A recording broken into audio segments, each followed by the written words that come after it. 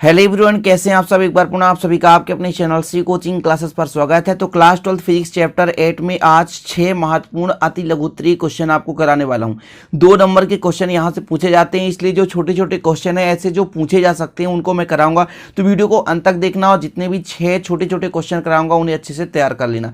ठीक है स्टूडेंट, तो चलिए वीडियो शुरू करते हैं। लेकिन वीडियो शुरू करने के पहले मैं यदि आपको कहना चाहूँगा कि यदि आप नए हैं तो चैनल को सब्सक्राइब जरूर कर लेना, ताकि इसी प्रकार के वीडियो का नोटिफिकेशन आपको मिलता रहे। तो चलिए आज का देखते हैं पहला क्वेश्चन।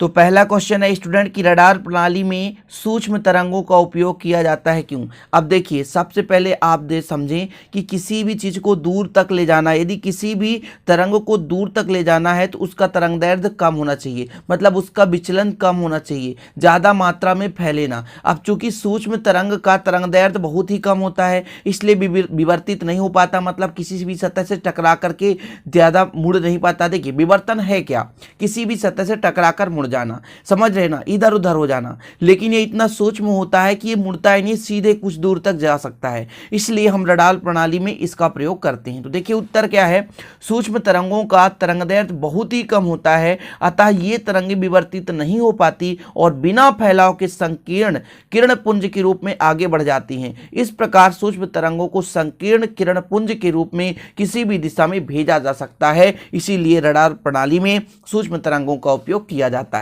इसका मेन ही कारण है कि इसका तरंगदैर्ध्य बहुत कम होता है, और तरंगदैर्ध्य बहुत कम होने के कारण इसका फैलाव कम होता है, मतलब विवर्तित नहीं हो पाता, इसलिए इसे हम दूर तक बिना फैलाव के ले जा सकते हैं। इस कारण से स्टूडेंट रडार प्रणाली में सूक्ष्म तरंगों का उपयोग किया जाता है। क्लियर।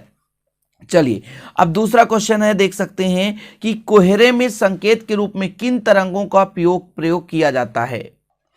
तो इसका उत्तर होगा कि कोहरे में संकेत के रूप में अवरक्त तरंगों का उपयोग किया जाता है, क्योंकि इनका तरंगदैर्ध्य अधिक होने से इन तरंगों का प्रकीर्णन बहुत ही कम होता है, अतः ये तरंगे कोहरे में भी अधिक दूरी तक जा सकती है। अब देखिए स्टूडेंट, प्रकीर्णन का मतलब फैल जाना, समझ रहे हैं ना, प्रकीर्णन का मतलब फैल जाना, और इनका तरंगदैर्ध्य अधिक है, इस कारण से इसका प्रकीर्णन कम होता है। जैसे कोहरा है स्टूडेंट, ध्यान रखिए, कोहरे में तीव्रता वाली प्रकाश चाहिए। अब चूंकि यदि जिसका तरंगदैर्ध्य क्या होगा, कम होगा, वो आसानी से क्या होगा, फैल जाएगा, समझ रहे हैं ना।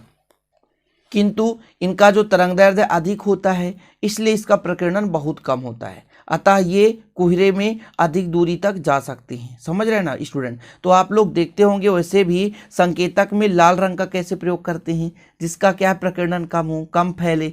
जैसे बैगनी रंग ज़्यादा प्रकीर्णित होता है, उसी प्रकार से जैसे लाल रंग है कम प्रकीर्णित होता है। तो ये चीज़ें होती है, इसमें मेन क्या है, तरंगदैर्ध्य। तो कोहरे में संकेत के रूप में अवरक्त तरंगों का प्रयोग किया जाता है।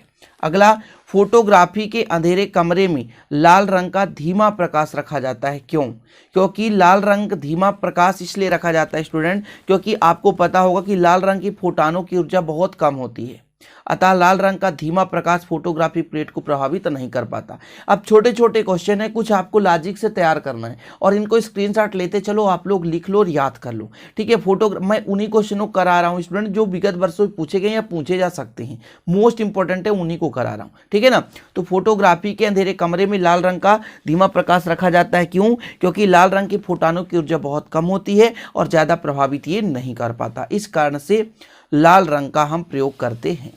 अगला क्वेश्चन देखिए आपके लिए है, पराबैंगनी तरंगों को उत्सर्जित करने वाले लैंपों के बल्ब क्वार्ट्ज के बनाए जाते हैं, कांच के नहीं। अब देखिए, जहां से भी हम पराबैंगनी तरंगों को निकालना चाहते हैं, उत्सर्जित करना चाहते हैं, तो ऐसा लैंप हो जिससे वो अवशोषित ना कर पाए। यदि कांच का बना देंगे स्टूडेंट, तो कांच जो है कुछ तरंगों को अवशोषित कर लेगा, लेकिन क्वार्ट्ज जो होता है बिल्कुल तरंगों को अवशोषित ही नहीं करता है, समझ रहे ना, इस कारण से क्वार्ट्ज का बनाया जाता है। तो यहाँ पर देखिए उत्तर, कांच पराबैंगनी तरंगों को अवशोषित कर लेता है जबकि क्वार्ट्ज नहीं करता, अतः पराबैंगनी तरंगों को उत्सर्जित करने वाले लैंपों के बल्ब क्वार्ट्ज के बनाए जाते हैं। सिंपल तरीका है कि यदि हम कांच का बनाएंगे तो वो पराबैंगनी तरंगों को अवशोषित कर लेगा, किंतु स्टूडेंट जो क्वार्ट्ज का आपका जो है आपका बनाया जाता है जो कवर, तो वो जो निकलने वाली पराबैंगनी तरंगे हैं उनको अवशोषित नहीं करता। इसी कारण से जो विद्युत बल्ब बनाया जाता है, जो भी जहां से हम पराबैंगनी तरंगे प्राप्त करते हैं,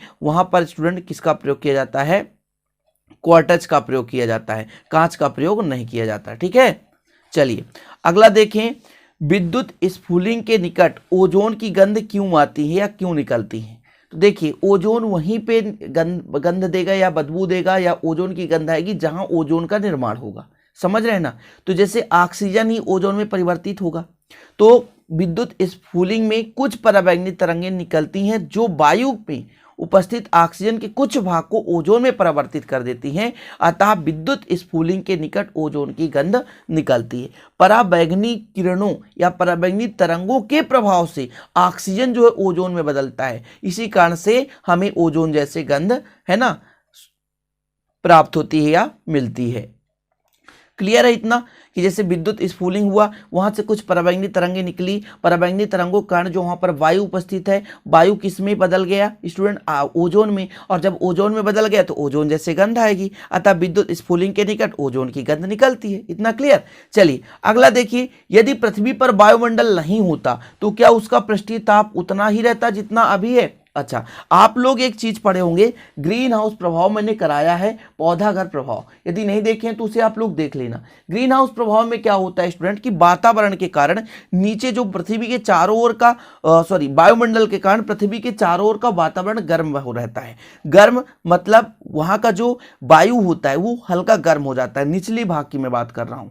लेकिन यदि वायुमंडल नहीं रहेगा तो वो ऊपर चला जाएगा, सिंपल तरीका है। तो नीचे जब मतलब रात होगी तो वहां बिल्कुल एक भी तापमान नहीं रहेगा, तो अत्यधिक ठंडा हो जाएगा। और दिन के समय में क्या होता है कि जो वायुमंडल है, ओजोन परत है, आने वाली पराबैंगनी किरणों की से रक्षा करता है, वो तीव्रता के साथ आएगा और पृथ्वी का दिन में तापमान ज्यादा बढ़ जाएगा, तो तापांतर ज्यादा हो जाएगी, तो भी जीवन भी संभव नहीं होगा। ध्यान रखें, देखिए पृथ्वी के ऊपर वायुमंडल है, वायुमंडल का काम क्या है?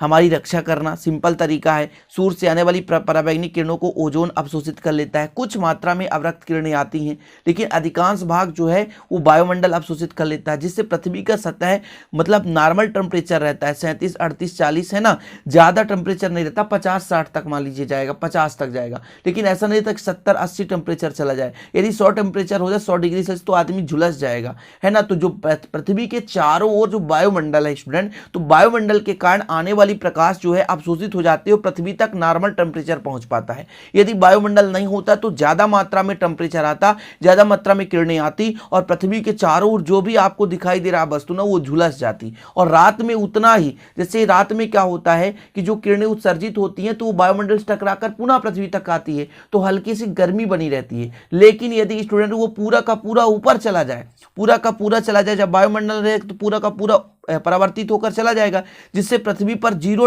टेम्परेचर हो जाएगी, यानी यहाँ पर तापमान ही नहीं रहेगा रात के वक्त। तो तब क्या होगा स्टूडेंट, वहाँ पे बर्फ जम जाएगी, मतलब रात में अत्यधिक ठंडी पड़ जाएगी और दिन में अत्यधिक गर्मी पड़ जाएगी। तो वायुमंडल का हमारे जीवन में बहुत प्रभाव है स्टूडेंट, ध्यान रखिए। यदि वायुमंडल ना हो तो जीवन संभव नहीं है, मैं अभी से कह रहा हूँ। वायुमंडल नहीं होगा, यदि 3 दिन वायुमंडल ना रहे तो पृथ्वी में एक भी जीव जंतु नहीं बचेंगे। क्यों? क्योंकि टेम्परेचर यहाँ 100 डिग्री सेल्सियस से भी ज्यादा हो सकती है, 100 से भी ज्यादा हो जाएगी, व्यक्ति झुलस जाएगा, पानी उबलने लगेगा, आपके पेट में भी जो पानी है वो भी उबलने लगेगा, आप खुद झुलस जाओगे। समझ रहे हो ना, आप कहीं भी जाओगे झुलस जाओगे, कितना भी एसी कुछ काम नहीं करेगा भैया। जब पेड़ पौधे सारी चीजें नष्ट हो जाएगी, पारिस्थितिक तंत्र ही नष्ट हो जाएगा, इसलिए वायुमंडल का होना जरूरी है। समझ रहे हैं? तो देखिए उत्तर क्या है, ग्रीन हाउस प्रभाव के कारण पृथ्वी में उत्सर्जित दीर्घ तरंगदैर्घ्य की अवरक्त तरंगों को वायुमंडल और बादल पृथ्वी की ओर परावर्तित कर देते हैं, जिससे पृथ्वी का पृष्ठीय ताप बढ़ जाता है। ये रात के वक्त की बात है।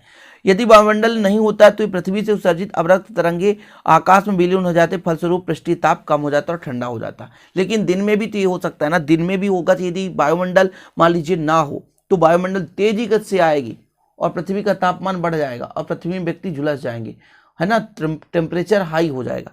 तो ये हो गए आज के 6 महत्वपूर्ण क्वेश्चन। आशा और उम्मीद है ये वीडियो पसंद आएगी, पसंद आए तो लाइक कर देना। जी हाँ, इसका पूरा विधिवत नोट्स लेना है तो 968529 पर कांटेक्ट कर लीजिए। आपको 100 रुपए में सभी विषय, मतलब एक प्रकार से सभी चैप्टर, एक सब्जेक्ट के सभी चैप्टर आपको प्रोवाइड कराए जाएंगे। तो वीडियो अच्छा लगे तो लाइक जरूर कर देना, दोस्तों के साथ शेयर कर देना, नहीं तो चैनल को सब्सक्राइब कर बेल आइकन प्रेस कर लेना। मिलते हैं स्टूडेंट अगले वीडियो में, तब तक के लिए जय हिंद, वंदे मातरम।